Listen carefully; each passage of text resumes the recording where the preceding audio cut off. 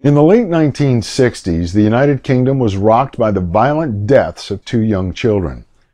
Speculation arose as to who may have been responsible for the cruel and merciless acts.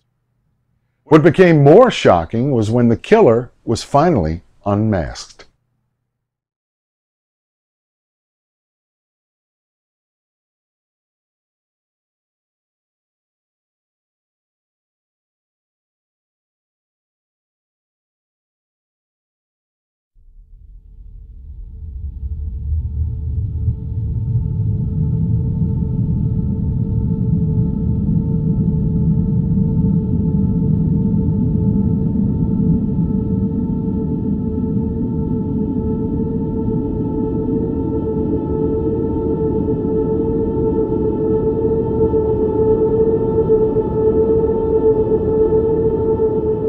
In Tyneside, England, along the eastern coast of the country, on May 28, 1968, two young boys playing in an abandoned house found the corpse of a young child lying in an upstairs room. When the police arrived at the scene, they had to order two young girls, who followed the boys in, to leave from the scene.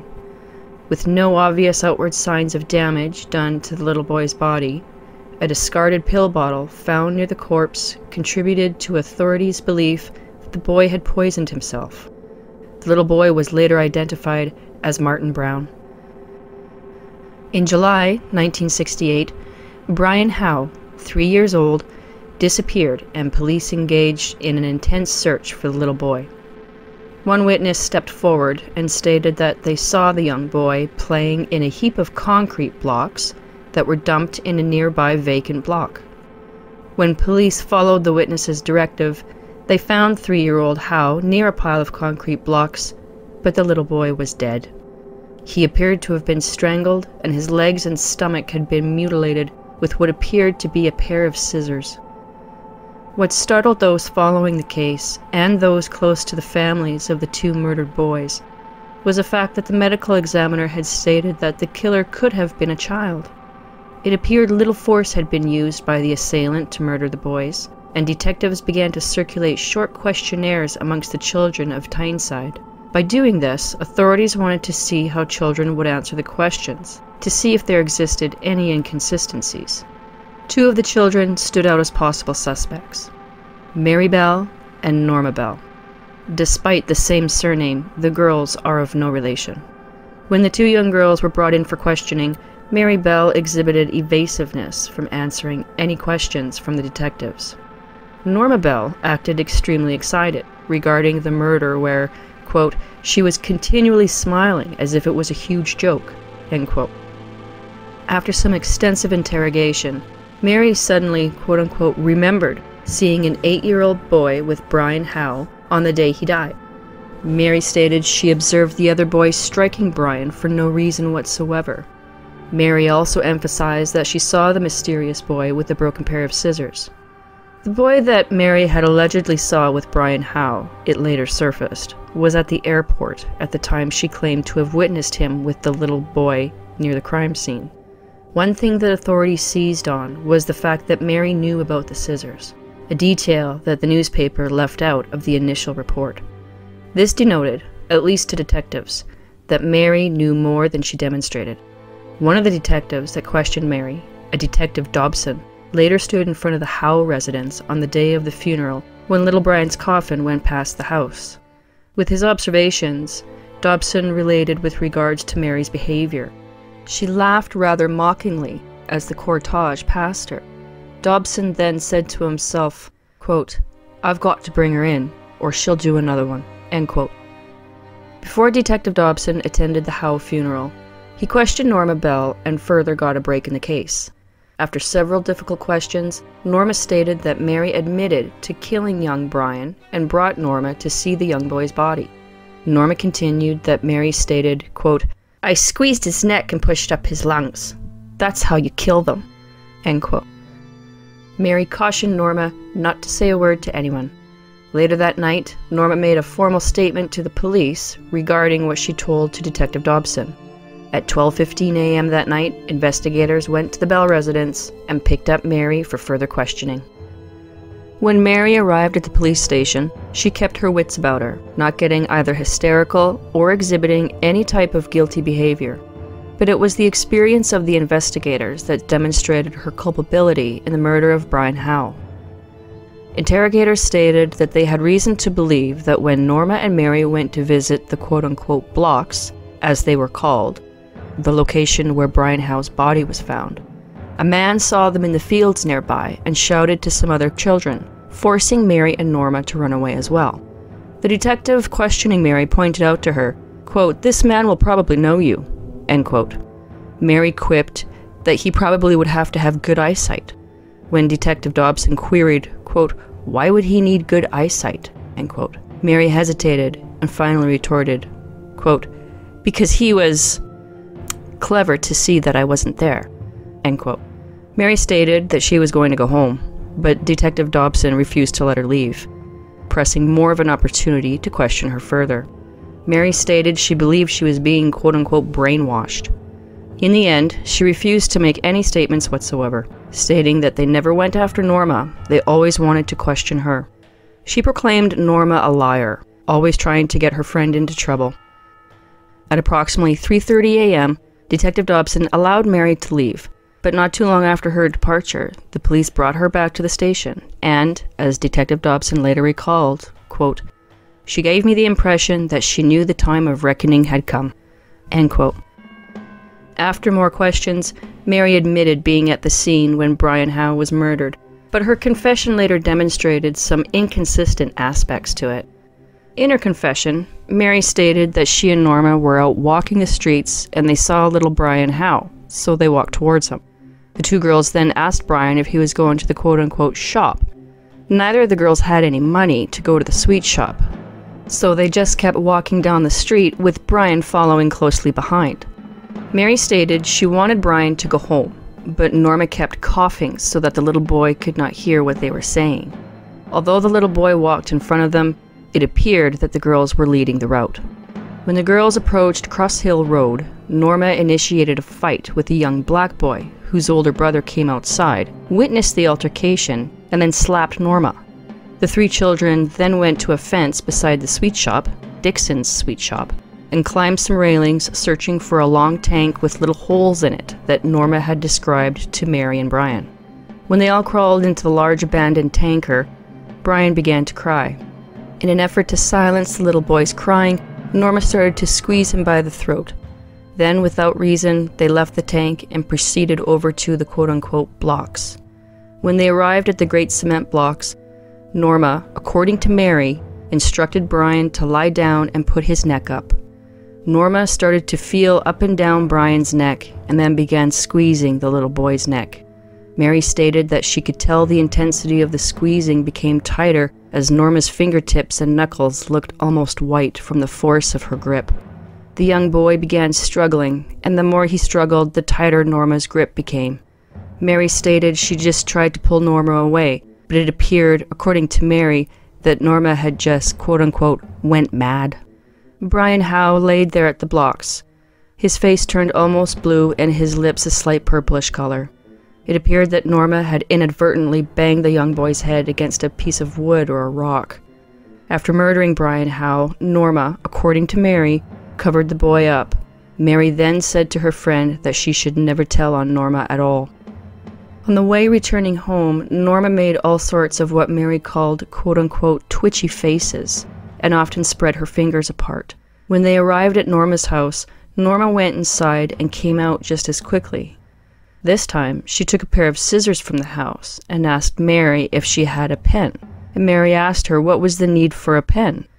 Norma wanted to write a note on Brian Howe's stomach.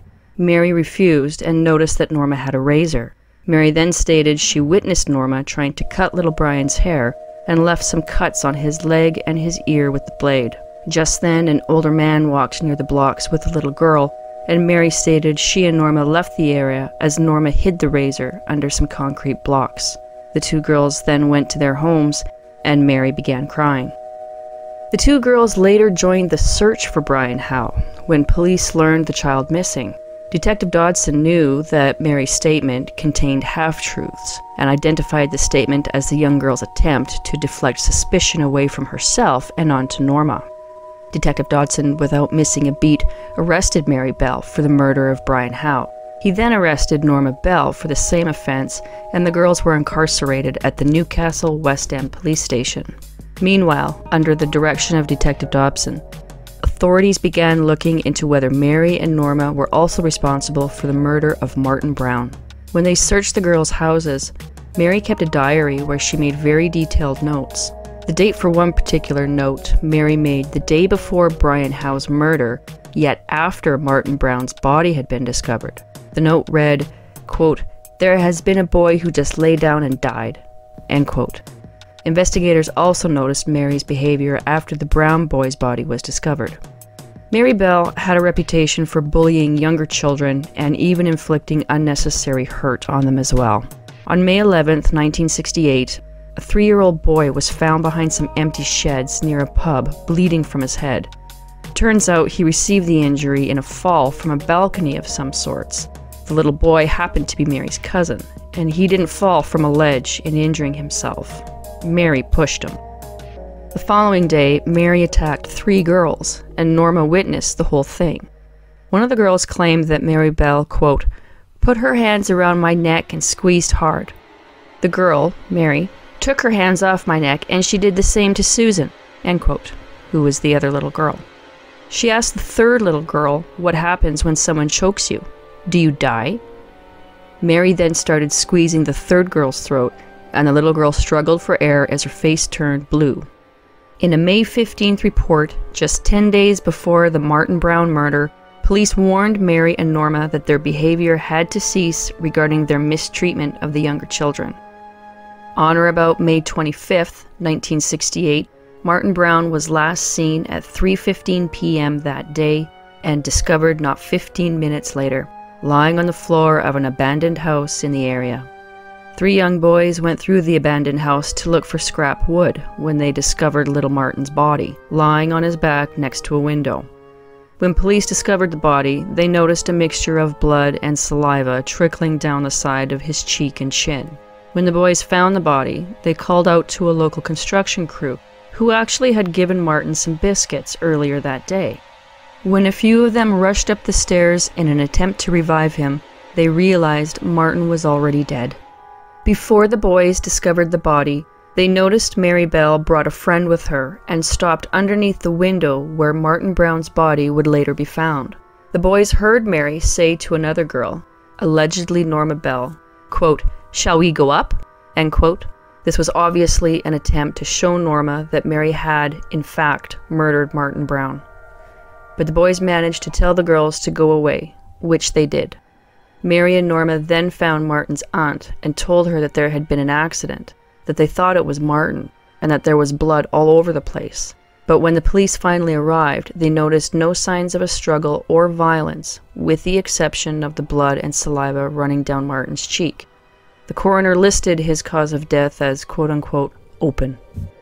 According to Martin's aunt, who arrived at the crime scene after Mary alerted her that the accident may have involved her nephew, noted that after Martin's death, Mary and Norma frequented her house and asked her several strange questions, like, quote-unquote, "Do you miss Martin?"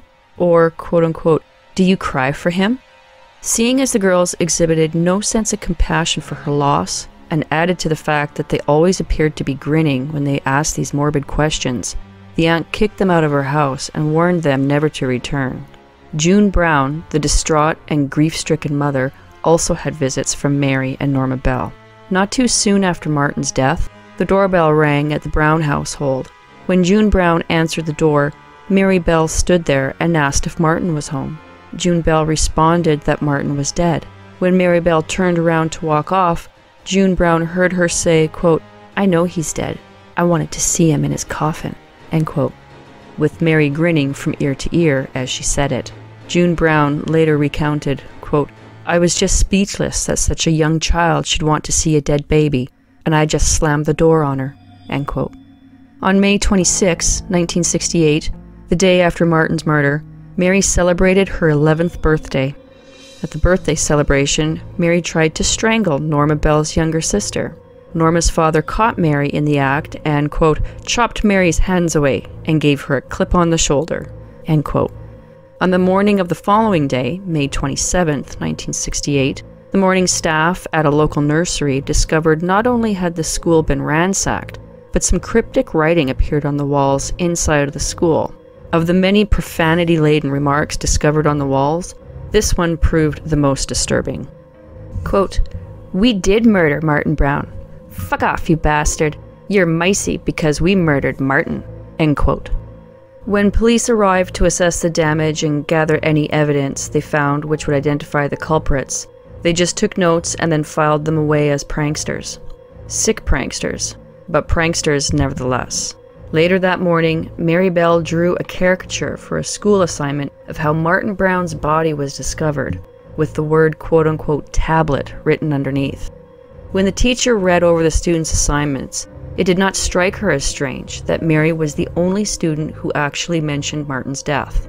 On that Friday, after the nursery installed an alarm system to catch any further vandals, Mary and Norma broke in again, but this time police caught them and then released them into the custody of their parents. No one suspected that Mary and Norma broke into the nursery school prior to that night. A week later, Norma and Mary had a spat between friends, where Mary scratched her friend on the face and kicked her in the eye as she lay on the ground. As Mary proceeded to pounce on Norma even more, one of her classmates heard her shout, quote-unquote, "I am a murderer," and point to the house where Martin Brown's body had been discovered. Quote-unquote, "That house over there, that's where I killed." Toward the end of July 1968, Mary Bell made frequent visits to the Howe residence and repeated over and over again that she knew something that would send Norma to prison. Mary related that she saw Norma place her hands around a boy's throat. The boy was Martin Brown, and when she pressed her hands tighter, Mary remarked, quote-unquote, "He just dropped." Mary acted out on herself what she claimed Norma did on Martin Brown. Mary Bell seemed to have a penchant for bragging about her crimes rather than concealing her actions. During Mary and Norma's incarceration, they yelled back and forth at each other through their doors. The guards never had any experience of watching children so young, but they made do. Finally, one guard just told them to be quiet. It is no wonder that Mary Bell made quite the commotion of being locked up. She hated the night. A consummate bedwetter, Mary was terrified of going to sleep. Her mother humiliated her by rubbing her face in the urine-soaked mattress and then hanging the mattress outside so that the whole neighborhood could share in the shame. During the entire course of her incarceration, the guards became very familiar with Mary Bell. On one occasion, she grabbed a stray cat by the neck in front of the guard, and when told not to hurt the cat, Mary responded to the guard by saying, quote, "Oh, she doesn't feel that. And anyway, I like hurting little things that can't fight back," end quote. In another incident, Mary told a female guard that she thought she might become a nurse when she got older because she could stick needles into people. Quote, "I like hurting people," end quote, the female guard heard Mary exclaim. Mary would never attribute her behavior to her upbringing. She always knew to be quiet, especially around authority figures. Her father, Billy Bell, lived with the family, but her mother always instructed her to call him quote-unquote uncle, as her mother could collect government assistance. Billy Bell made his living as a thief, and the mother, Betty Bell, was a prostitute who worked mostly out of the town in Glasgow, Scotland. For days at a time, the mother would be gone on quote-unquote business trips, leaving the children in the care of their quote-unquote uncle. One detective who visited the home had this to say, quote, "No feeling of a home, just a shell. Very peculiar. The only life one felt was a dog barking," end quote. While incarcerated, a psychiatrist came to see Mary and evaluate her mental health. This mental health professional remarked that he had seen a lot of psychopathic children, but never one as, quote, intelligent, as manipulative, or as dangerous, end quote. Mary Bell and Norma Bell stood trial at the Newcastle Assizes Moot Hall on December 5, 1968, for the murders of Martin Brown and Brian Howe. Although the constant mention of the case in the media generated a great deal of interest in the case, it was not until the last day that the press formed a frenzy. The prosecutor at the trial, Rudolph Lyons, intimated that whomever murdered Brian Howe must also be responsible for the death of Martin Brown. Prosecutor Lyons pointed out that the two girls subtly tortured the families of the murder victims with their morbid questions. They vandalized the nursery the next day and left notes that amounted to confessions. For Norma Bell, the handwriting had been analyzed and proved she authored some of the works. Lyons also pointed out to the court that Mary knew Martin had been asphyxiated, even though that detail had never been released. Only the killer would have known that. The prosecutor finally pointed out the fibers from one of Mary's sweaters appeared on both of the bodies, and fibers from Norma's maroon skirt appeared on Brian Howe's shoes. Throughout the entire trial, Mary's mother, Betty Bell, continually sobbed and made scenes, not assisting with Mary's case. At the trial, Betty wore a poorly fitting blonde wig that slid from her head from time to time. Betty also left the courtroom several times and reappeared in an overly dramatic fashion, drawing surely unwelcome attention in perhaps the hopes that her distraught manner had any compassionate influence for her daughter on the court. Billy Bell, Mary's father, sat quietly and watched the proceedings, ignoring his quote-unquote wife during her emotional displays. As the trial carried on, Mary displayed a sort of coldness. Norma, on the other hand, viewed the presentation in an intense, emotional way, crying uncontrollably, and then holding back her tears whenever she caught Mary's glance. Norma's family never expressed any outward emotion. They just listened intently to the testimony presented in court. Norma took the stand first and testified that Mary approached her on the day of Martin Brown's murder and stated that there had been an accident and took her to an abandoned house where witnesses just discovered Martin's body. The prosecution, it turned out, proved Norma to be a good witness regarding Mary's proclivities toward hurting young children. As Norma testified, the gallery, the court, and the jury listened intently as to how Mary demonstrated to Norma the manner in which a small child could be strangled to death. On the sixth day of the trial, Mary was called to the stand. She demonstrated a coolness normally associated with a daredevil before the feat, demonstrating adult rationale. When posed the question regarding asking Martin's mother to see the deceased child in his coffin, Mary responded, quote, "We were daring each other, and one of us did not want to be chicken or something," end quote. The prosecution also queried as to Mary's statement to the Browns that Norma murdered Martin. She responded, quote, "Because I had an argument with Norma that day and couldn't think of anything else to say," end quote. While Mary insisted that both she and Norma first came up with the idea to write the notes first found in the nursery school break-in, it was Norma's idea to leave them there. As far as the motive behind breaking into the nursery, Mary simply stated that the two wanted to be quote-unquote destructive. Near the end of her testimony, Mary testified that Norma wanted to run away together because she simply wanted to get away.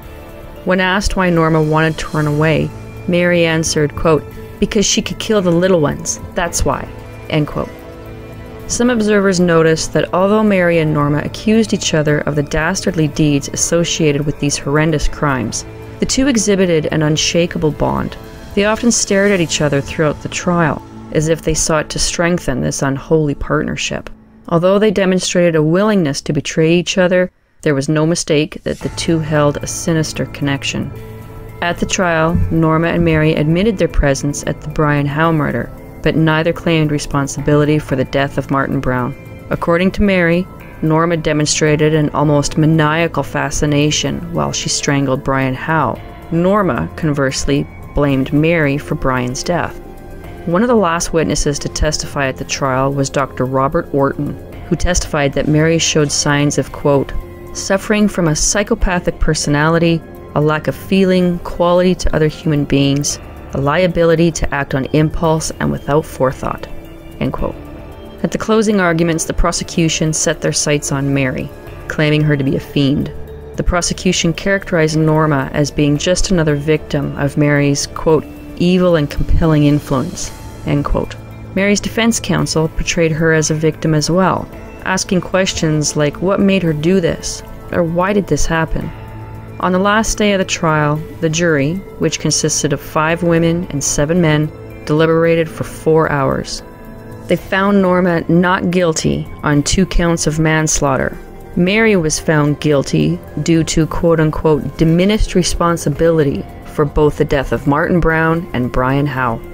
Norma subsequently received 3 years probation for the breaking and entering into the nursery school, and then had to undergo psychiatric supervision. The justice then pronounced a sentence of quote-unquote detention for life for young Mary, an indeterminate amount of time.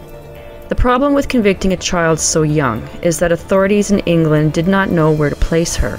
Mental health facilities were ill-equipped to house such a young psychopath, so authorities placed Mary in an all-boys facility. Of course, this may prove slightly problematic when puberty reared its head, but for the time being, the stay suited Mary. Mary stayed incarcerated until the age of 23. She went on with her life after prison and even had a daughter of her own. Upon release, Mary claimed she was not the psychopath everyone portrayed her to be at the time, and therefore claimed she had reformed. One observer made the point that sociopaths exhibit a duplicity where they become excellent actors and manipulators. Her incarceration record was examined to give some indication as to how she may have changed so abruptly. Mary was housed in the Red Bank Special Unit from February 1969 until November 1973. This unit served as a reform school, a small portion of which served as a high-security wing. One of the officials at the school, James Dixon, provided guidance, discipline, and structure.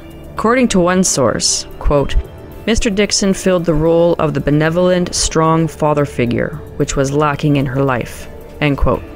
Her quote-unquote uncle, Billy Bell, was a thief and not considered a stellar role model.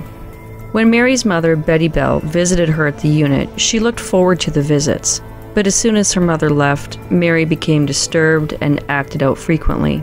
Even though Mary's mother took the role of the disciplinarian, Betty Bell specialized in a particular form of sexual proclivity, where she frequently used different implements, including whips. Betty stated emphatically that she always hid the whips from the children. Betty's visits to Mary were seen by some of the staff at the unit as detrimental to the full recovery and reform of her daughter, and even suggested that Betty not visit at one point. However, considering the time period, restricting a mother from seeing her daughter was unthinkable. Betty also profited from her daughter by selling her story to the tabloids as the mother of a cold-blooded murderer, and strongly recommending to Mary that she write poems and letters that the newspapers would pay money to publish. Mary responded to the staff at the unit when asked about her mother, quote, Jesus was only nailed to the cross. I'm being hammered, end quote. In attempting to make the past seem irrelevant and the present more important to move on to well-being, the Red Unit stressed the present events rather than the offenses that warranted Mary's incarceration. Therefore, Mary was discouraged from discovering why she had killed the two little children.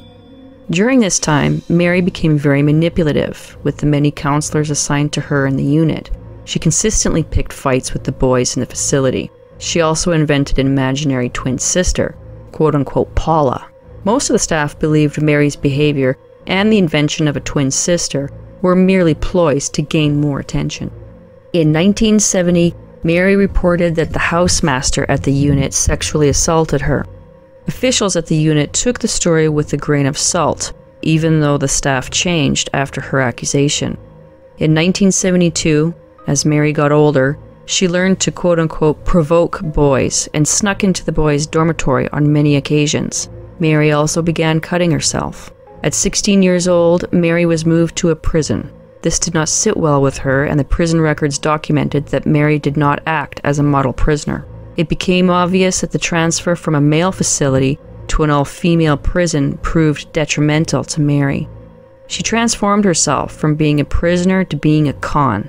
Mary adopted a quote-unquote butch persona that when she informed her mother of the transformation, Betty Bell stated to her, quote, Jesus Christ, what's next? You're a murderer and now you're a lesbian? End quote. Mary went so far as to wearing makeup to appear that she had stubble and a rolled-up stocking stuffed in her pants to simulate male genitalia. At one point, she requested a sex change operation, which doctors summarily rejected. In 1977, authorities transferred Mary Bell to a less secure facility where she promptly escaped. While on the run, Mary and another inmate from the prison met two young men. Mary claimed she lost her virginity to the man she was with, and the whole reason for her escape was to get pregnant. In essence, she merely lost her virginity, and the young man who deflowered Mary sold his story to the tabloid news at the time. Prior to being released on parole in 1980, authorities moved Mary Bell to a hostel where more freedom meant more trouble for her. She met a married man and soon became pregnant. She stated that the married man wanted to prove to her that she was not a lesbian. She later terminated that pregnancy. On May 14, 1980, Mary walked out of the hostel and stayed in Suffolk, England. She began her post-convict life working at a children's clothing store, but her probation officer deemed this employment inappropriate, and therefore Mary found work as a waitress and began attending university, but soon became discouraged. She moved in with her mother and met a young man. Again, Mary found herself pregnant. This time, social and public forces fought to remove the newborn child from her care. In 1984, Mary welcomed a baby girl to the world and fought hard to keep her. Mary often stated after the birth of her child, she developed a new awareness of her crimes. "If there was something wrong with me when I was a child, there wasn't now. I felt that if they could x-ray me inside, they could see anything broken had been fixed."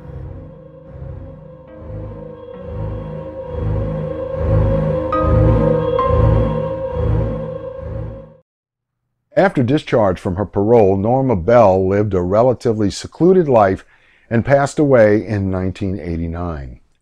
Mary Bell eventually met a man, fell in love, and moved to a small town in England. After moving there, her probationary officer, by law, had to notify the city council that Mary was now a resident. Suddenly, people with signs all over the small town with comments such as, quote, "murderer out," end quote, began to appear.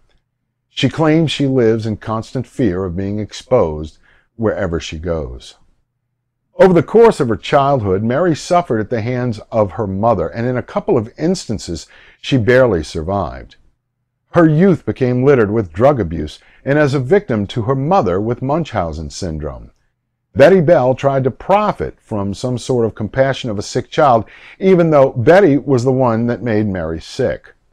Furthermore, there existed strong suggestions that Betty used her daughter as a sexual prop. A book was written about Mary Bell, and she profited from the sale of that book, so much so that the English Parliament passed a law where it prevented murderers like Mary Bell and Dennis Nilsen, the homosexual serial killer, from profiting from their misdeeds. The author claimed that the book was written for Mary's daughter and not to, quote, "set the record straight," as Bell professed. What the book demonstrated was the ability for children still so young to exhibit psychotic, sociopathic, and unfeeling behaviors toward other human beings. In 2009, it was reported that Mary Bell had become a grandmother. Today, Mary Bell is 61 years old. Until next time.